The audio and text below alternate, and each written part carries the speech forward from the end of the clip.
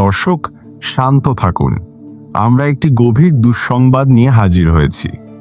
ভারতের আহমেদাবাদে আজ সকালেই ঘটে গেল স্মরণকালের সবচেয়ে মর্মান্তিক বিমান দুর্ঘটনা। এয়ার ইন্ডিয়ার একটি যাত্রীবাহী বিমান নিয়ন্ত্রণ হারিয়ে ধাক্কা মারে একটি বাণিজ্যিক ভবনের মধ্যে। আগুন ধরে যায় মুহূর্তেই। এখনো পর্যন্ত অন্তত 70 জনের মৃত্যু নিশ্চিত হয়েছে। আহতের সংখ্যা 1 শতাধিক। প্রত্যক্ষদর্শীরা জানান, বিমানটি আকাশে ঘোরাফেরা করার সময় হঠাৎ শব্দ করে নিচে পড়ে যায়। মুহূর্তেই চারপাশে ছড়িয়ে পড়ে ধোঁয়া আর আতঙ্ক। ঘটনাস্থলে পৌঁছেছে ফায়ার সার্ভিসের 10টি ইউনিট, সেনাবাহিনী ও চিকিৎসা দল।